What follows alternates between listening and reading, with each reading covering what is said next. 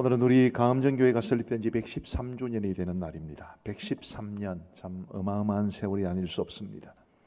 그 긴 세월 동안 우리 교회를 지키시고 오늘에 이르기까지 섬세한 손길로 인도하신 우리 하나님 앞에 깊이 감사를 드립니다.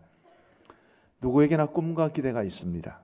이제 갓 결혼한 부부는 새로운 가정에 대한 꿈과 기대가 있을 것이고, 직장생활 새로 시작하시는 분들은 그 직장생활과 또 사회생활에 대한 나름의 꿈과 기대가 있을 것입니다.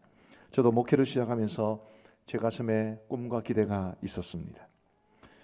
그렇다면 지난 113년 전 가암정 이곳에 우리 가암정교회를 시작하게 하신 하나님의 꿈과 기대도 있지 않겠습니까? 세월을 훨씬 더 거슬러 올라가서 이 땅에 교회가 처음 세워질 때 교회에 대해서 하나님이 가지신 꿈과 기대도 있지 않겠습니까? 그것보다 더 올라가서 하나님께서 아브라함과 이스라엘을 선택을 하실 때에, 그보다 더 올라가서 하나님께서 이 땅에 인류를 창조하실 때에 우리 모든 사람들과 하나님의 백성들 그리고 교회에 대해서 하나님이 가지신 꿈과 기대가 있지 않겠습니까? 오늘 그 꿈과 기대가 무엇이 있는지를 생각해보고 우리 교회와의 연관성, 우리 교회는 과연 그 꿈과 기대를 어떻게 채워드릴 수 있을까? 이런 주제로 말씀을 전하고자 합니다. 먼저 하나님과 영적 공동체라는 주제를 생각해 보겠습니다.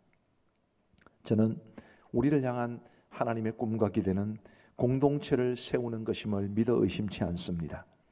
하나님의 백성들이 아름다운 공동체를 이루어서 그 속에서 서로 사랑하고 서로 섬기면서 행복하게 살아가는 것, 눈에 보이지 않는 하나님을 대신해서 이 땅에 하나님의 뜻을 이루어 감으로써 이 세상으로 하여금 하나님을 보고 하나님을 알 수 있게 하는 것, 복음을 전해서 영적으로 죽은 사람들을 구원하고 그들을 우리 공동체로 맞아들이는 것, 이런 모든 것들이 바로 당신의 자녀들을 향한 하나님의 뜻이라고 믿습니다.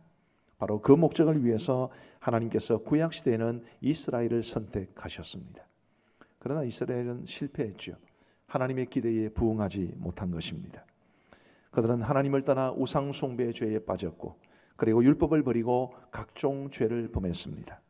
그 결과로 하나님의 징계를 받아 북이스라엘은 아수르라고 하는 나라에 의해서, 그리고 남유다는 바벨론이라고 하는 나라에 의해서 멸망을 당합니다. 그러나 우리 하나님께서는 진노 중에도 긍휼을 잃지 않는 분이셨기 때문에 자기 백성을 완전히 버리지는 않으셔서 페르시아가 바벨론을 무너뜨리고 난 이후에 페르시아로 하여금 유다 사람들을 다시 자기 땅 예루살렘으로 돌아가게 하셨습니다. 그렇게 해서 돌아온 유다 백성들이 성전을 다시 짓고 그리고 성벽을 다시 쌓아서 이스라엘 백성이라는 이 공동체를 회복하는 것을 그린 성경이 바로 에스라서와 느헤미야서입니다. 이런 맥락에서 살펴보면 느헤미야가 원했던 예루살렘 성벽을 쌓는 이런 공사는 단순히 하나의 성벽을 쌓는 것과는 전혀 다른 것이었습니다. 그것은 우리 하나님이 원하셨던 영적 공동체의 회복이라는 의미를 가지고 있습니다.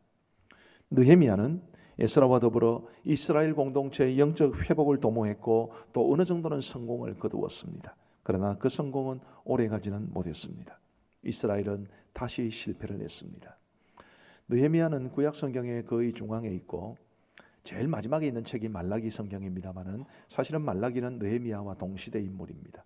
그래서 느헤미야의 시대 역시 구약 시대의 마지막 끝부분입니다. 이스라엘 백성들이 실패했다라는 사실을 말해주며 구약 성경은 끝이 나는 것입니다. 그러나 우리 하나님께서는 그 꿈을 포기하지 않으셨습니다. 하나님은 구약 시대에 하나님의 뜻을 저버린 이스라엘 대신 이제는 새로운 다른 공동체를 통해서 하나님이 꿈꾸셨던 그 기대를, 그 계획을 이 땅에 실현하기를 원하셨습니다. 하나님의 기대가 담긴 새로운 공동체, 그것이 바로 교회입니다. 교회는 오순절 성령 강림 사건으로 시작이 되었습니다. 성령 강림 주일은 부활주일 이후로부터 7번째 주일입니다. 이제 올해는 부활주일이 4월 셋째 주일이었죠. 그래서 그 다음 주부터 4월 넷째 주일, 5월 첫째, 둘째, 셋째, 넷째, 6월 첫째, 6월 둘째 주일. 그래서 오늘이 성령 강림 주일이 됩니다. 오순절에 성령께서 오심으로써 교회가 시작되었기 때문에 성령 강림 주일은 곧 교회가 시작된 날입니다. 우리 교회는 6월 둘째 주일을 교회 설립 기념주일로 지키고 있는데 올해 성령 강림 주일과 겹치게 되었습니다. 사실 우리 교회 같은 경우에는 교회 설립 기념주일이라고 해서 뭐 특별한 행사를 하고 그러지는 않았습니다. 한 13년 전에 100주년 기념 행사는 굉장히 크게 치렀습니다만은 그 이후로는 교회 설립 기념주일날 성찬식을 행하는 것 말고는 다른 특별한 행사를 하지 않았습니다. 물론 성찬 예식을 교회 설립 기념주일에 하는 것도 상당한 의미가 있습니다만은 어쨌든 다른 행사는 하지 않았다는 뜻입니다. 근데 올해는 이상할 정도로 이 교회 설립 기념주일을 그냥 넘어가서는 안 된다라는 부담감이 굉장히 많았습니다. 가만히 생각해보고 기도해보니까 바로 성령 강림주일과 교회 설립 기념주일이 겹치는 것입니다. 이런 해가 별로 없습니다. 아마 하나님께서 그래서 제 마음속에 그런 부담을 주지 않으셨나 그렇게 생각이 됩니다. 그런 부담을 가지고 오늘 저녁 예배는 교회 설립 기념 감사 예배로 하나님 앞에 드리게 됩니다. 근데 여러분, 왜 교회가 시작되는 일에 성령님이 필요했겠습니까? 성령님이 오심으로써 교회가 시작되었는데 교회를 세우기 위해 왜 하나님은 성령님을 보내셔야 했겠습니까? 그것은 하나님께서 교회가 얼마나 연약한지를 아셨기 때문입니다. 우리 교회를 이루는 그리스도인들이 얼마나 부족한지를 아셨기 때문에 하나님은 성령님을 보내주신 것입니다. 우리가 얼마나 연약합니까? 제가 목회를 하면서 신방 스케줄을 잡고 이런 약속을 잡을 때가 많은데 이제 저희 집사람이 늘 저와 같이 가는 경우가 많습니다. 근데 이제 그러면 신방 스케줄을 잡을 때 우리 집사람 의견도 물어보고 해야 되는데 제가 생각보다 일 중심인가 봐요. 우리 집사람은 전혀 고려하지 않고 그냥 내 맘대로 정해가지고 통보했다가 혼이 난 적이 있는데 지난주일에도 대판 혼이 났습니다. 아내로부터 원망 섞인 말을 들으면서 이런 글이 하나 생각이 났습니다. 어떤 여자분이 쓴 것 같은데 제목이 남편이라는 존재. 남편이라는 존재. 늦으면 걱정되고 일찍 오면 귀찮고 옆에 없으면 허전하고 있으면 답답하고 말 안 걸면 섭섭하고 말 걸면 귀찮고 나가 있으면 신경 쓰이고 집에 있으면 나가라고 하고 싶고 나가서 일하면 안쓰럽고 소파에 누워 리모컨 돌리면 짜증나고 찬밥에 물 말아 먹으면 측은하고 밥 차려달라 하면 얄미운 미스터리하고 이상한 존재. 그러나 그 사람 없이는 단 하루도 살 수 없는 존재. 그 사람은 남편, 그리고 나는 그의 아내. 제가 이 글을 처음 읽을 때 그럼 어쩌란 말이고 남자는, 그런 생각이 들었어요. 저희 집 사정하고 비슷한 것 같습니다. 제가 결혼하기 전에 저는 굉장히 좋은 남편이 될 줄 알았습니다만 실제로는 결혼하고 나서 살아보니까 별로 좋은 남편이 아닌 것 같아요. 저로 인해 우리 아내가 힘들어할 때가 참 많습니다. 그런 모습을 바라볼 때마다 저 자신이 굉장히 실망스럽습니다만 그러나 저 혼자만 그렇겠습니까? 우리가 다 연약한 사람들 아니겠습니까? 이처럼 연약한 사람들이 교회를 이루니 교회도 연약할 수밖에 없는데 우리 하나님께서는 그런 연약한 교회에 성령님을 주심으로써 성령의 능력을 하나님께서 부여하시는 것이 바로 오순절 성령 강림 사건으로 교회가 시작된 것의 의미입니다. 교회는 늘 연약했지만 성령께서 주시는 그 능력으로 인해 이만큼이라도 지탱해 온 것이고 그리고 이만큼이라도 하나님께서 원하시는 영적 공동체로 세워지게 되었다고 믿습니다. 우리 가음정교회는 하나님의 뜻에 따라 세워진 교회라고 저는 믿습니다. 경남 창원시 성산구 가음동 바로 이 지역에 하나님이 기뻐하시는 영적 공동체로 세워져서 창원을 비롯한 이 인근 지역, 진해, 마산, 또 김해, 진영, 부산 등등 이 인근 지역을 아우르는 영적 공동체로서의 사명을 감당하라고 하나님이 세우신 교회가 바로 우리 가음정 교회인 줄 믿습니다.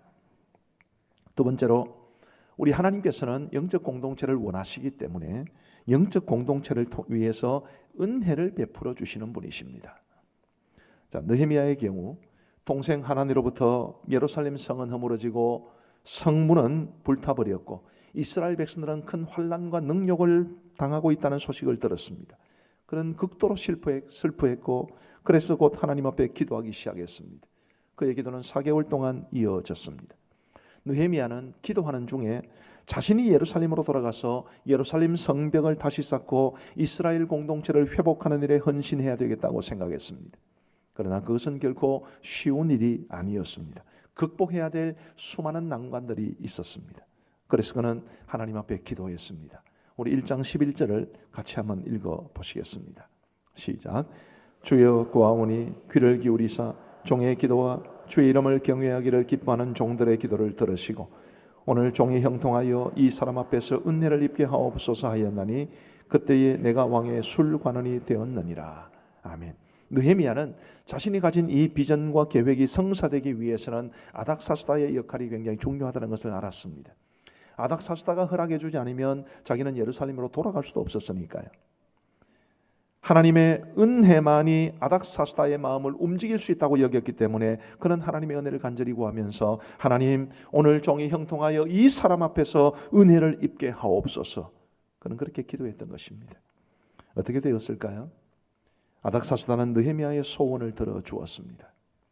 오늘 본문 가운데 2장의 내용에 대해서는 다음 주에 상세하게 설명을 드리겠습니다만 오늘은 8절 제일 마지막에 있는 표현을 한번 주목해 보십시오. 8절 제일 마지막에 보시면 왕이 허락하고, 아닥사스다 왕이 허락했습니다.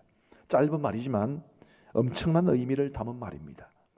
예루살렘 성이 다시 세워지고 이스라엘 백성들의 공동체가 회복되는 그 실질적인 첫 걸음을 내딛게 된 것입니다. 느헤미야가 아닥사스다 왕에게 부탁했던 것은 세 가지입니다. 하나는 자신이 예루살렘으로 돌아가서 그 성을 건축할 수 있도록 허락해 달라는 것. 둘째로는 페르시아에서 유대 땅 예루살렘으로 돌아가는 길에 여러 지역을 거쳐야 했는데 그 각 지역을 통치하는 이 총독들이 자신을 무사히 통과시킬 수 있도록 조서를 내려달라는 것. 그리고 왕의 삼림 감독 아삽이라는 사람에게 성벽 재건과 자신이 살 집을 위해서 제목을 공급해 주라는 것. 이 세 가지를 요구를 했습니다. 아닥사스다는 그 모든 것을 기꺼이 허락해 주었을 뿐만 아니라 9절을 보면 이런 말씀이 있습니다. 군대 장관과 마병을 보내어 나와 함께 하게 하시기로. 군대 장관과 마병을 보내는 것은 느헤미야가 요구한 것은 아닙니다. 그런데 왕이 이것도 허락해 주었습니다. 다음에 차근차근 설명을 해드리겠습니다만은 사실은 군대 장관과 마병을 보내었다라는 이 말은 느헤미야를 유대의 총독으로 임명했다는 뜻입니다. 이것 역시 느헤미야가 요구했던 것은 아닙니다. 그런데 아닥사스다 왕은 느헤미야에게 기꺼이 요청하지 않았던 것까지 들어주게 된 것입니다. 아닥사스다 왕이 이처럼 느헤미야의 요청을 허락하고 적극적으로 그를 도와준 것은 정말 놀라운 일이 아닐 수 없습니다. 성경적인 배경이 조금 더 있으시면 훨씬 더 이해가 쉽겠습니다만은 사실 느헤미야가 아닥사스다 왕에게 이 부탁을 하면서 어쩌면 그의 목이 날아갈 수도 있는 상황이었습니다. 들어주는 것이 들어주지 않는 것보다 훨씬 더 어려운 그런 상황이었습니다만은 그런데 아닥사스다 왕은 놀랍게도 느헤미야가 요구한 것을 그대로 들어주었을 뿐만 아니라 요청하지 않았던 것까지 도와주게 된 것입니다. 어떻게 이런 일이 이루어질 수 있었겠습니까? 아까 8절 제일 마지막에 있는 표현을 제가 주목해 보라고 말씀드렸는데 왕이 허락하고, 그런데 그 바로 앞에 이런 표현이 있습니다. 내 하나님의 선한 손이 나를 도우심으로 왕이 허락하고, 내 하나님의 선한 손이 나를 도우심으로 왕이 허락을 해 주었다. 느헤미야는 하나님께 은혜를 구했고 하나님은 그 선한 손으로 느헤미야를 도우셨습니다. 모든 것이 하나님의 은혜였던 것입니다. 느헤미야가 예루살렘으로 돌아갔다고 해서 모든 일이 일사천리로 다 이루어지지는 않았을 것 아니겠습니까? 숱한 어려움들이 있었고 그리고 대적들의 방해도 있었습니다.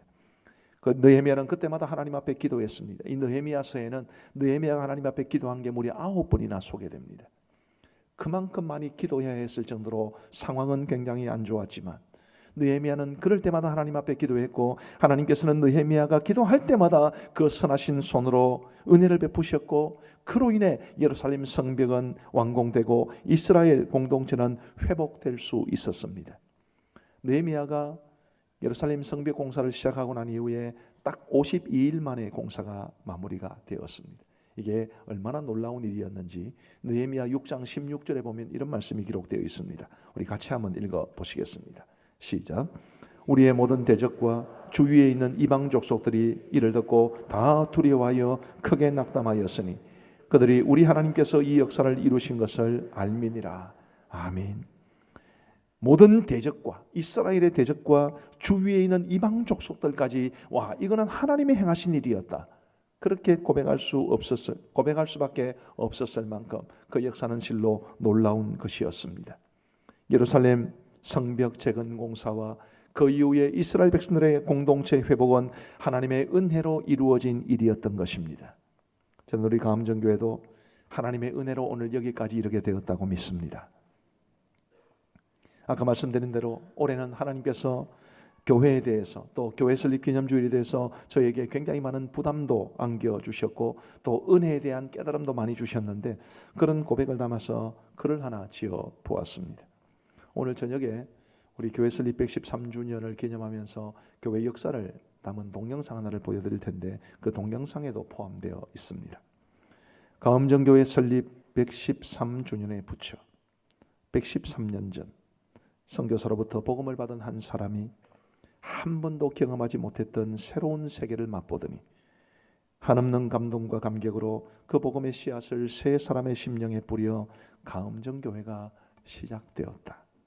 가암정 본동, 창원에서도 외진 곳에 이제 막 고개 내민 새싹처럼 작고 여렸던 교회, 질곡 많은 조국의 근현대사와 맞물려 거센 비바람과 폭풍 위에 시달리며 부러질 듯 뽑힐 듯 위태로웠지만 보이지 않는 손길로 붙잡아 주신 주의 사랑으로 일백하고도 13성상을 보내어 이제는 창원을 떠받치는 거목이 되었다. 모든 것이 은혜로다. 그 오랜 세월 동안 사람이 땀 한 방울 흘리면 수백 배의 열매를 맺게 하시고 사람이 기도하면 하늘에 닿게 하셨다. 교회를 이룬 사람들은 연약했지만 교회의 주인이신 주님은 강했고 상황은 열악했지만 주의 사랑과 은혜는 모든 것을 극복하고도 남았다. 사람들의 숱한 실수마저도 선으로 바꾸셨다. 에베네셀, 여기까지 인도하신 하나님의 은혜가 얼마나 큰지. 그 뒤에 내용도 있습니다만 잠시 후에 소개를 드리겠습니다. 그렇습니다. 오직 하나님의 은혜입니다. 하나님의 은혜가 아니었다면 우리 교회가 오늘 여기까지 어떻게 올 수 있었겠습니까? 교회는 매우 중요합니다. 위대한 종교개혁자 존 칼빈은 이런 말을 남겼습니다. 하나님을 아버지로 모신 모든 사람들에게 교회는 어머니와 같다. 제가 굉장히 좋아하는 말입니다. 어머니가 영적으로나 정신적으로 혹은 육신적으로 강건하지 못하면 어린 자녀들이 제대로 돌봄을 받을 수 없습니다. 안타깝게도 이 땅의 많은 교회들이 그런 건강하지 못한 어머니 같아서 어머니의 돌봄과 보호를 제대로 받지 못한 아이처럼 제대로 영적인 케어를 받지 못한 채 은혜로운 삶을 살지 못하는 성도들이 오늘 이 시대에는 너무나 많습니다. 물론 우리 교회라고 해서 온전한 것은 아니지만 그리고 교회를 바라보는 시각이 다 다를 수도 있겠지만 113년 전에 시작될 때는 정말 이제 막 고개 내민 새싹처럼 작고 여렸던 교회가 하나님의 은혜로 창원을 떠받치는 거목 같은 교회가 되고 평화롭고 은혜로운 교회가 된 것이 이게 하나님께서 우리에게 주신 큰 은혜인 줄 믿습니다. 저는 여러분들에게 제안을 하나 드리고 싶습니다. 오늘 저녁 예배 때 특별 감사헌금 순서가 있습니다. 우리 모두가 교회에 대한 감사의 마음을 담아서 하나님 앞에 헌금할 수 있게 되기를 바랍니다. 그 헌금은 우리 교회 재정에 포함시키지 않습니다. 우리 교회가 돕고 있는 협력교회, 미자립교회들이죠. 주로 그 교회들이 주보를 보시면 77개의 교회로 나오는데 헌금이 얼마나 나오든지 간에 이 77개 교회에 균등하게 보낼 생각입니다. 하나님께서 우리 교회에 주신 은혜를 감사하는 마음으로 형편이 어려운 교회들과 함께 기쁨으로 나누는 것이 오늘 저녁 헌금의 의미입니다. 여러분들이 교회에 대해서 감사의 마음, 하나님이 우리 교회에 베푸신 은혜에 대한 감사의 마음이 전혀 없으면 헌금 안 해도 됩니다. 그러나 감사의 마음이 있으면 그 감사한 만큼 정성껏 헌금할 수 있게 되기를 바랍니다. 그래서 우리는 하나님 앞에 감사를 드리고 우리가 하나님 앞에 드린 그 감사가 우리가 돕고 있는 77개 어렵고 힘든 교회들에게는 하나님이 주시는 큰 위로와 격려가 되기를 바라는 마음 간절합니다. 은혜에 대해서 감사하는 것, 그것이 얼마나 중요한지 모릅니다만 그러나 은혜에 대한 감사만으로는 충분하지는 않습니다. 우리는 끊임없이 교회의 본질을 추구해야만 합니다. 교회의 본질이 뭐라고 그랬나요? 공동체입니다. 우리는 더욱 하나님이 기뻐하시고 원하시는 영적 공동체로 세워져 가야 합니다. 가암정교회 설립 113주년에 부처라는 글의 뒷부분의 내용은 이렇습니다. 교회 설립 113주년을 맞는 이제는 지나간 걸음마다 짙게 베인 은혜의 흔적을 가슴에 담고 미래를 내다보아야 하리라. 은혜에 대해 한없이 감사하면서 은혜를 주신 주의 뜻을 이루는 교회가 되어야 하리라. 주의 발자취를 따라가는 교회, 구원의 방주가 되는 교회, 예배와 찬양과 기도가 끊이지 않는 교회, 말씀이 흥황하는 교회, 교회의 영광을 회복하는 교회가 되어야 하리라. 한 세기 넘는 세월 동안 교회를 위해 땀 흘려 수고한 선진들에게서 물려받은 신앙의 유산을 후예들에게 물려주어 그들이 지금의 이 때를 돌아보며 자랑스러워하고 주의 은혜에 감사하는 교회가 되어야 하리라. 주여, 가음정교회를 주와 그 은혜의 말씀에 의탁하나이다. 세세토록 이 교회를 붙잡으시고 주의 선하신 뜻을 위해 사용하소서. 솔리 데오 글로리아. 오직 하나님께만 영광이 있기를. 우리 모두 함께 이런 교회가 되기 위해 같은 비전을 품고 함께 헌신하고 함께 기도할 수 있게 되기를 간절히 소원합니다. 그럼으로써 우리 교회가 하나님이 이 땅에 세우기를 원하셨던 바로 그 영적 공동체 이상을 아름답게 구현해 내어서 하나님의 마음을 시원하게 드릴 수 있는 복된 교회가 되기를 간절히 소원합니다. 이제 말씀을 맺습니다. 교회는 목사의 교회가 아닙니다. 교회는 장로님들만의 교회도 아닙니다. 교회는 주님의 교회이고 우리가 곧 교회입니다. 우리 모든 한 사람 한 사람이. 그래서 우리 모두의 마음속에 교회에 대한 감사, 우리 교회에 베푸신 하나님의 은혜에 대한 감사가 있게 되기를 간절히 소원하고요. 그리고 앞으로를 내다보면서 우리 가음정교회가 하나님께서 원하셨던 그 아름다운 영적 공동체를 이 땅에 아름답게 구현해내는 귀한 역사가 우리 가운데 있게 되기를 주님의 이름으로 축원합니다. 우리 함께 합심해서 한번 기도하겠습니다. 역시 두 가지 기도 제목입니다.